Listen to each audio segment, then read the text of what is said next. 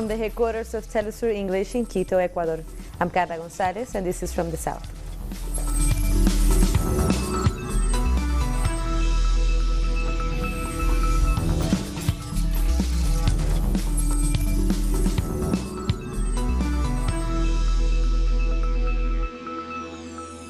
The chief of the United Nations Refugee Agency says the escalation of the conflict in Libya makes it hard for them to operate in the territory. During a press conference with the German Chancellor Angela Merkel, Filippo Grandi says the worsening of the conflict in Libya could create further displacements. In light of the security situation in Libya's capital, Tripoli, Grandi made an urgent call for the immediate release of refugees and migrants in detention. Many of them are imprisoned in areas where there is ongoing fighting. We are particularly concerned, like you are, Chancellor, by the situation in Libya. Of course, from our perspective, Libya is a country of transit of thousands of refugees and migrants, many of whom try to come to Europe. In the last few months, we managed to have access to some of the detention centers and alleviate the plight of some of the people. This particular escalation of the conflict makes it very difficult to do that work and could create even further displacement, as we saw in 2011. At least 4,000 people in the Democratic Republic of Congo have been affected by the chikungunya dengue epidemic in the southern part of the country. Health officials in the country are calling on the population to take preventive measures, including the use of mosquito nets. The first cases of this epidemic were detected in January in the coastal city of Pointe-Noire by the National Institute of Biomedical Research in Kinshasa.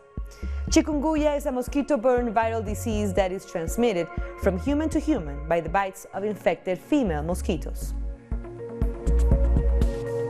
Representatives of the so-called Lima Group met on Monday in Santiago, Chile to discuss the situation in Venezuela. The Venezuelan government has criticized the attempts of intervention by this group of foreign ministers and other former authorities of the region. The prospect of U.S. military intervention continues to weigh heavily on the bloc, as the U.S. says all options are on the table on this matter. Their last meeting was held in Bogotá, Colombia. Canada announced new economic sanctions against the Venezuelan government as Foreign Minister Chrystia Freeland took part in the Lima Group meeting. According to a statement by the Canadian Foreign Ministry, 43 people they consider to be close to President Nicolás Maduro have been sanctioned. The statement did not provide the names of those sanctioned, but mentioned they were high-ranking officials and elected regional governors. And the Foreign Minister of Venezuela, Jorge Arriaza, has condemned the new unilateral sanctions imposed by Canada. On Twitter, Arriaza said the government of the Bolivarian Republic of Venezuela categorically rejects the illegal application of new unilateral coercive measures that the government of Canada has adopted arbitrarily against high officials of the Venezuelan state. Canada has been participating in these Lima Group meetings and is trying to increase its presence in Latin America. We spoke to Miguel Figueroa, the former head of the Communist Party of Canada, who is in Venezuela as part of a peace delegation. He spoke about the Venezuelan people's resilience in the face of the U.S. aggression.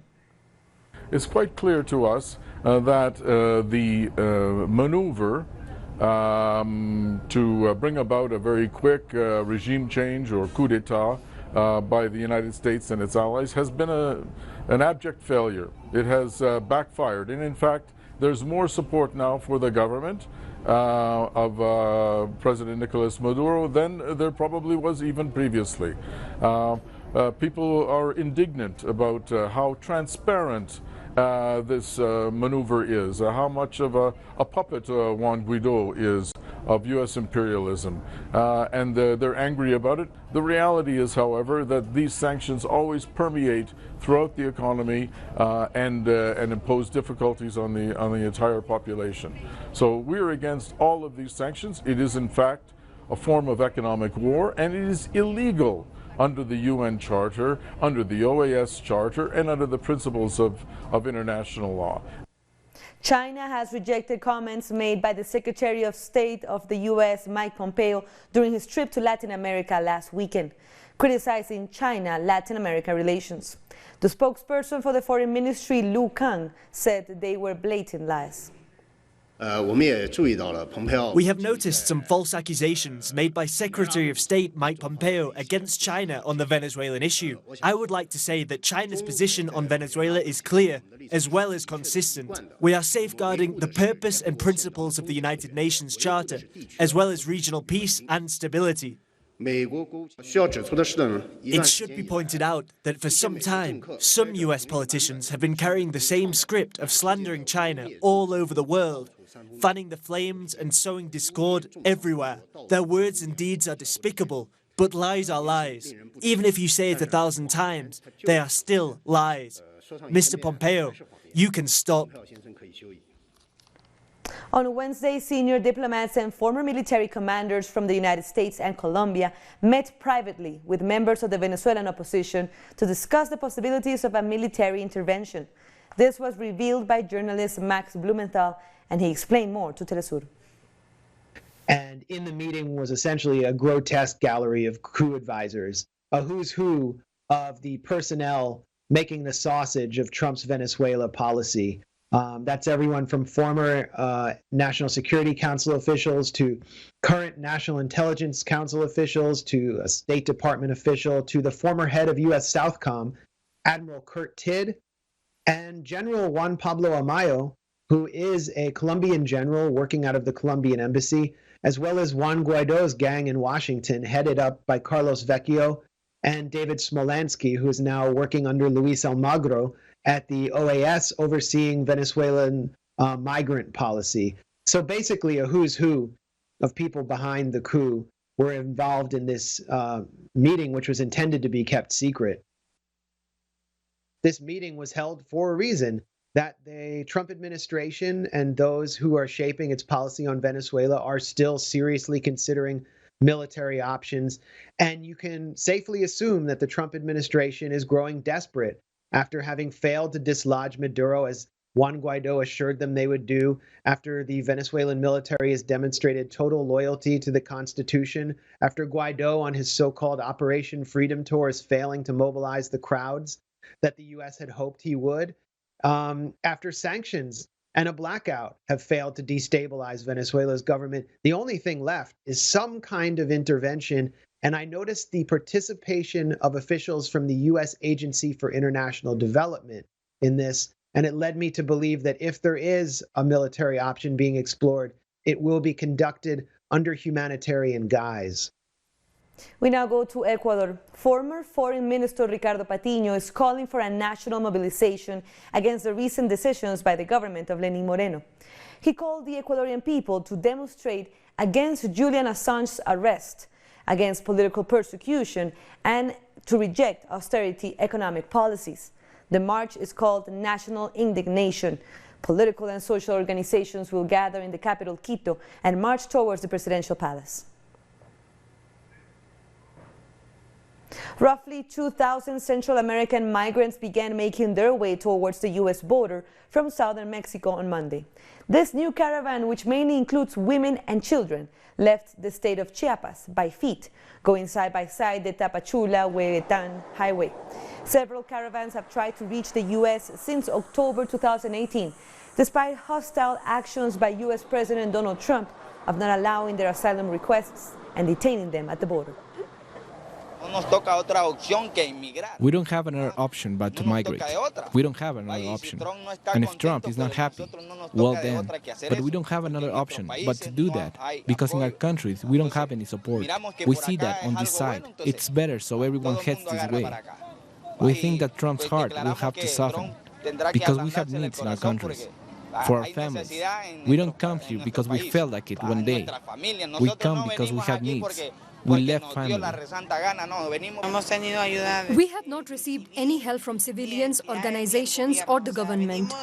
We only have what we have brought, and the only thing that accompanies us are the police vehicles, which are helping us, guarding us, so that nothing happens to us, so that we don't just step into the high-speed lane with the cars, but that's it. We have not received any more help. We need water, diapers, food for the children, because mostly women and children are traveling in this caravan, more than men traveling by themselves. We have more stories coming up. We'll be back.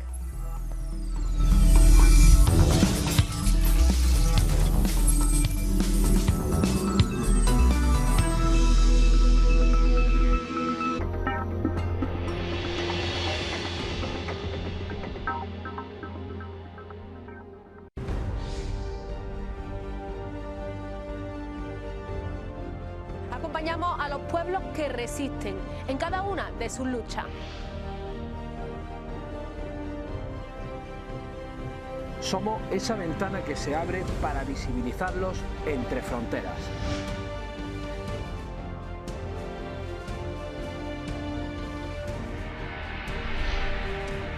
Thursdays, only on Telesur.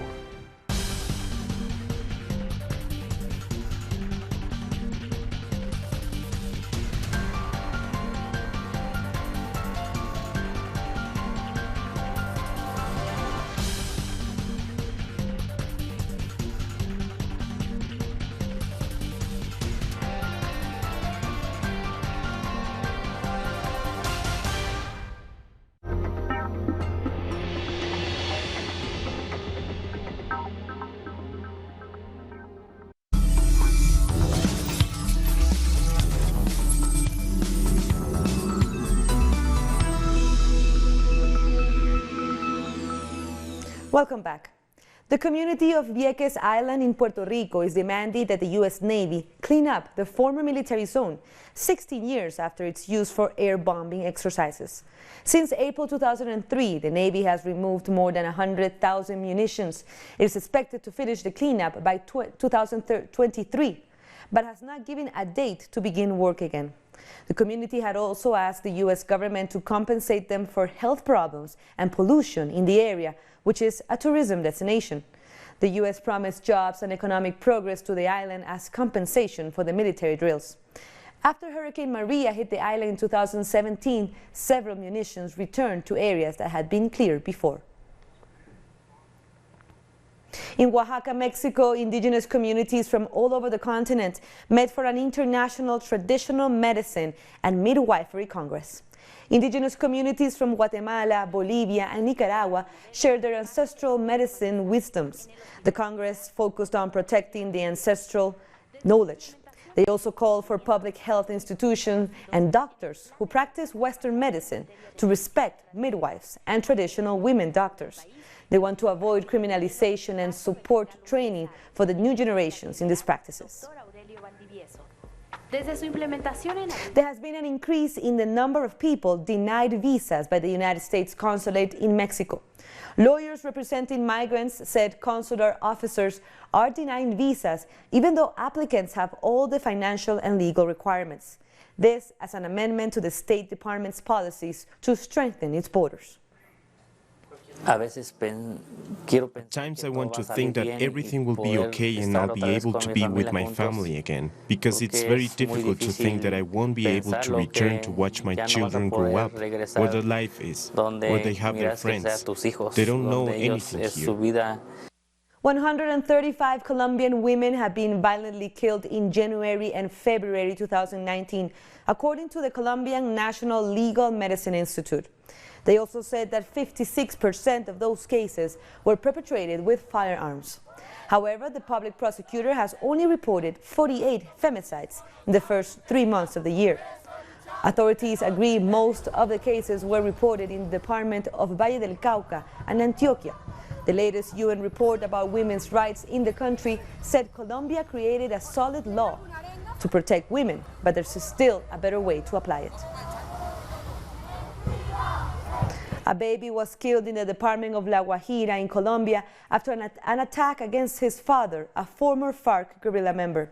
Our correspondent in Bogotá, José Manuel Jiménez, has more. A 7-month-old baby died on his way to the hospital following an attack near the Simón Trinidad Vereda Tierra Grata territory. This is an area where former FARC members live and are prepared to be reintegrated back into society. The toddler was the son of former FARC combatant Carlos Enrique González, who was also seriously injured and remains hospitalized. His wife was also hurt in the attack. The head of the National Agency of Reincorporation denounced the ambush, which led to the child's death. He said the events are being investigated by the prosecutor's office, adding that there needs to be patience and steps to implement peace are carried out. The FARC group has also rejected the assault. In recent times, roughly 100 former FARC members and their families have been killed, and the government has failed to guarantee their protection. At least 50 social movement leaders have also been killed across the country for the year to date. Human rights organizations have said that in spite of the peace agreement, which was signed in 2016, at least 500 indigenous leaders have been murdered. In light of this, 3,000 social leaders from around Colombia will gather in Bogota from April 18th to May 3rd to call on the government to guarantee their safety and implement peace treaties. That was José Manuel Jiménez from Colombia. And a judge in Argentina has reportedly ordered the seizure of the historical archive of the grandmothers of Plaza de Mayo on Monday. Dozens of supporters gathered at the organization's main office in Buenos Aires to protest against the order to make an inventory for the group's financial assets. This is the third time police tries to seize their files, only this year. Protesters denounced the government of Mauricio Macri is harassing the grandmothers of Plaza de Mayo. Now we go to another story. Let's go to Trinidad. A Trinidadian national has been shortlisted to win the world's Poetry Prize. This prize, the richest poetry prize. Diane Brand has been nominated for The Blue Clerk, an original work about the art of writing. The former poet laureate is again up against 6 other nominees for this grand prize. Brand has previously has already won the Governor General's Award and the 2011 Griffin Poetry Prize. Driving north on the 35. Stop. Some say that poets should stay on matters of nature, on matters of love, on the domestic, on language, the esoteric, not history, not politics. I have often been asked what literature has to do with justice, with freedom, with liberation. This is the conservative line of poetry. To stay away from politics, stay away from intervening in the everyday, except to soothe, to bring good tidings, observe beauty. In other stories, the promenade, the Malecón, in Cuba's capital, Havana, has been transformed into an art gallery. The project, called Behind the Wall, showcased exhibitions for more than 60 artists. This is part of the 13th Biennial Arts event, which saw 500 Cuban and 300 international participants. More showrooms were displayed in different regions across the island, with the goal of highlighting issues related to migration, human relationships, and shared space. Behind the Wall is a project undertaken by friends in all the editions. My friends are the ones who support me, the institutions and everything. This is a great project where everyone comes together. I understand that a city is not a city without people, so for me people are bigger than cities. Investigations into U.S. President Donald Trump, the coverage of U.S. mass shootings, and the massacre of Muslim Rohingya by Buddhist villagers are among this year's Pulitzer Prize winners. Reuters won the most prestigious prize in U.S. journalism for revealing the massacre of Muslim Rohingya men by Buddhist villagers. Photographs of Central American migrants fleeing gas launched by U.S. authorities into Mexico was also among the winners. Meanwhile, the New York Times and the Washington Post were both awarded for the independent investigation into President Trump. We're taking one last break. Stay with us.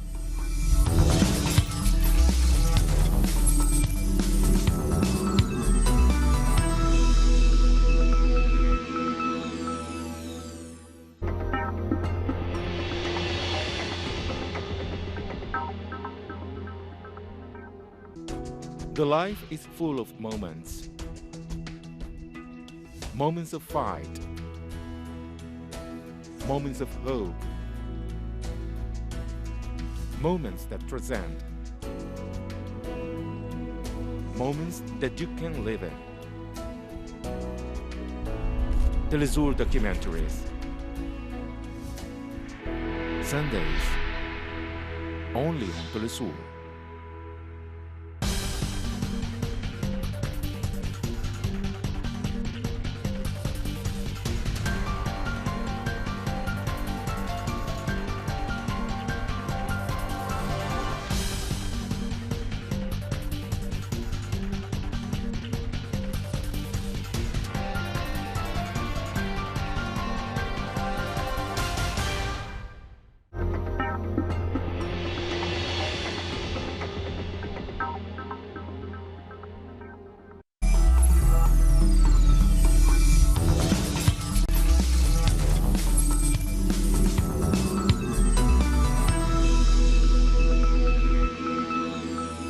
Thank you for joining us again. The president of Equatorial Guinea, Obiang Nguema, said his country is going to abolish the death sentence. The last time this country applied the death sentence was in 2014, but the president has suggested that the judicial measure will soon be abolished. This abolition is premised on pressure by a political bloc that the country belongs to, the Community of Portuguese Language Countries, which is against the death penalty. The president said he is going to make sure that abolition is addressed democratically. Protest organizers in Sudan are demanding that the new military council be scrapped. This comes as demonstrators continue their calls for a civilian government at a sitting outside army headquarters. The organization has led months of protest and says it wants the military council to be dissolved. It's also demanding the sacking of the country's judiciary chief and the attorney general.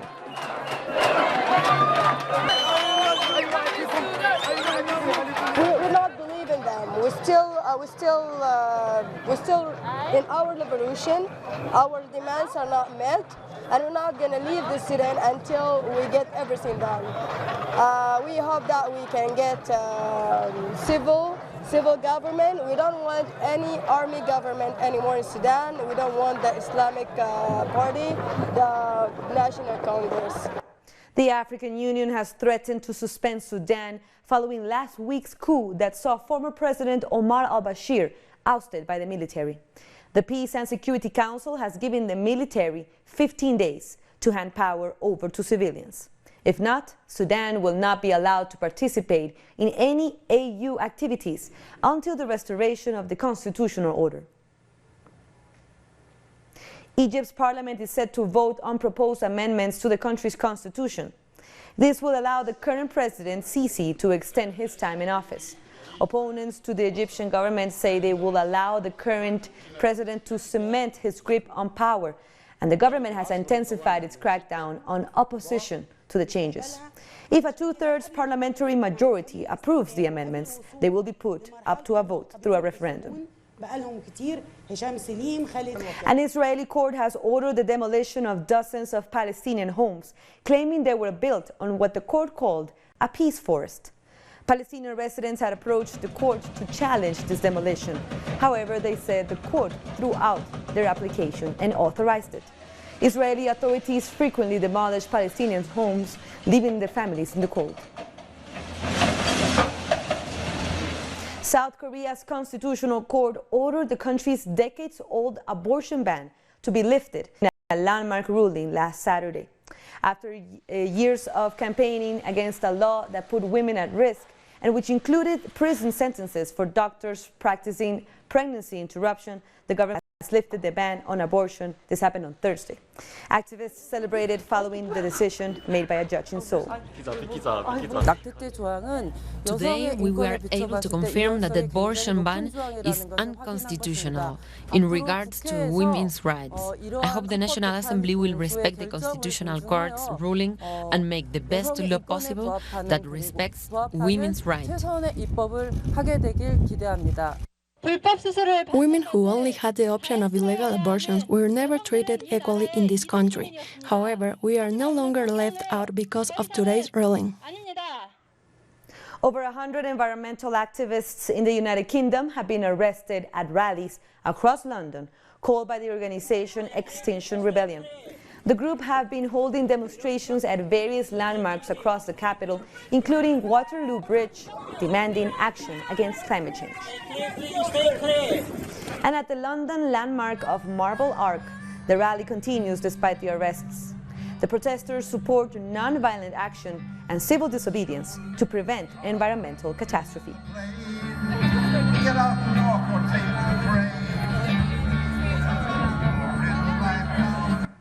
And for our last story, French citizens woke up to the smoldering ruins of the Cathedral of Notre-Dame in the capital. It took more than 400 firefighters to contain Monday's blaze. The fire destroyed the roof of the 850-year-old landmark, including its delicate spire, which collapsed, but the cathedral's two iconic front towers were saved. It's unclear what caused the fire, but police have launched an investigation. The cathedral had been undergoing restoration work.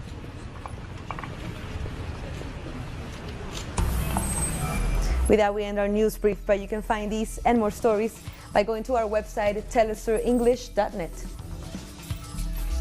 And you can also join us on social media. We're on Facebook, Twitter, and Instagram. For Telesur English, I'm Carla Gonzalez. Thank you for watching.